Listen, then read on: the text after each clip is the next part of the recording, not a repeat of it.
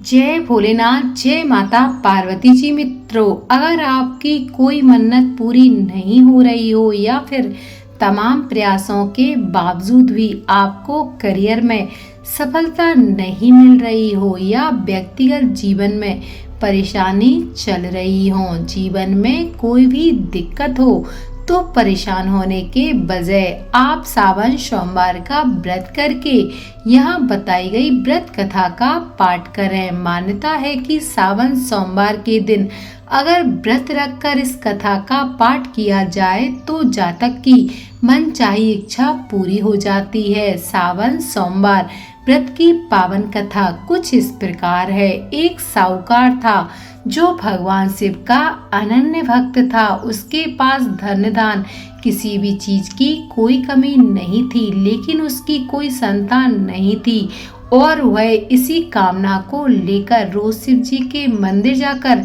दीपक जलाता था। उसके इस भक्ति भाव को देखकर एक दिन माता पार्वती जी ने शिव जी से कहा कि प्रभु, यह साहूकार आपका अनन्य भक्त है, इसको किस बात का कष्ट है तो आपको उसे जरूर दूर कर देना चाहिए।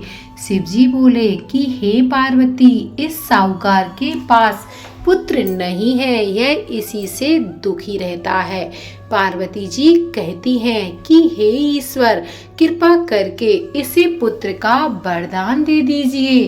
तब भोलेनाथ ने कहा कि हे पार्वती, साहूकार के भाग में पुत्र का योग नहीं है, ऐसे में अगर इसे पुत्र प्राप्ति का वरदान मिल भी गया तो वह केवल 12 वर्ष की आयु तक ही जीवित रहेगा।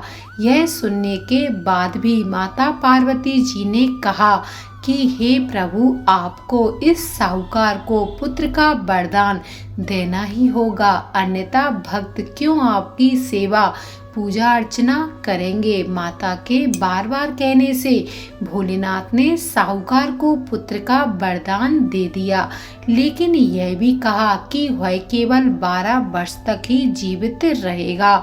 साहूकार यह सारी बातें सुन रहा था, इसलिए उसे ना तो खुशी हुई और ना ही दुख हुआ।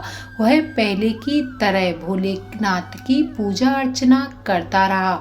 उधर सेठानी गर्भवती हुई और 9वें महीने उसे सुंदर से बालक की प्राप्ति हुई। परिवार में खूब हर्षोल्लास मनाया गया, लेकिन साहूकार पहले की ही तरह रहा और उसने बालक की 12 वर्ष की आयु का जिक्र किसी से भी नहीं किया।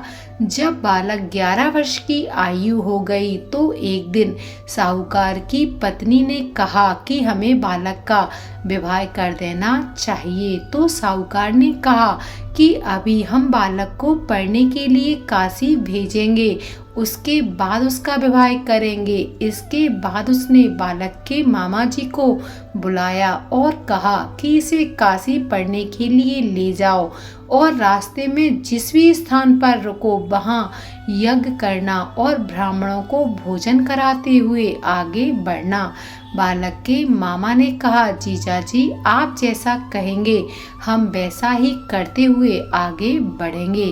रास्ते में एक राजकुमारी का विवाह हो रहा था, जिससे उसका विवाह होना था। वह एक आंख से काना था।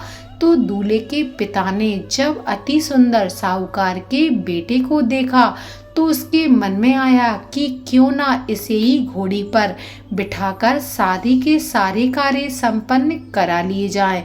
तो उन्होंने मामा से बात की और कहा कि इसके बदले में हम आपको अथाह धन देंगे।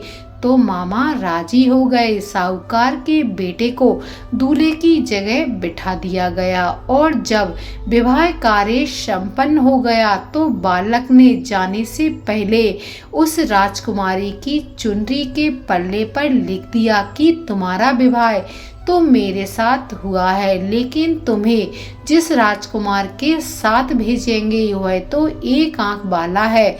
इसके बाद वह बालक अपने मामा के साथ काशी के लिए चला गया। उधर जब राजकुमारी ने जब अपनी चुनरी पर लिखा देखा तो उसने अपने पिता से कह दिया कि मेरा विवाह इस राजकुमार से नहीं हुआ है और उसने राजकुमार के साथ जाने से मना कर दिया। तो राजा ने भी अपनी पुत्री को बारात के साथ विदा नहीं किया। बारात वापस लौट गई। उधर मामा और भांजे काशी जी पहुंच गए थे। एक दिन जब मामा ने यज्ञ रचा था और भांजा बहुत देर तक बाहर नहीं आया, तो मामा ने अंदर जाकर देखा तो भांजे के प्राण निकल चुके थे। वह बहुत परेशान हुआ, लेकिन सोचा कि अभी रोना पीटना मचाया तो ब्राह्मण चले जाएंगे और यज्ञ का कार्य अधूरा रह जाएगा। जब यज्ञ संपन्न हुआ तो मामा ने रोना पीटना शुरू किया। उसी समय शिव पार्वती जी उधर से जा रहे थे, तो माता पार्वती जी ने शिव जी से पूछा कि हे प्रभु, ये कौन रो रहा है।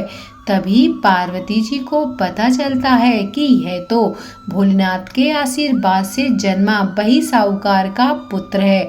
तब माता पार्वती जी कहती हैं कि हे स्वामी, इसे जीवित कर दें, अन्यथा रोते रोते इसके माता पिता के प्राण भी निकल जाएंगे। तब भोलेनाथ जी ने कहा कि हे पार्वती, इसकी आयु इतनी ही थी, सो है भोग चुका है। लेकिन पार्वती माँ के बार बार आग्रह करने पर भोलेनाथ जी ने उसे जीवित कर दिया।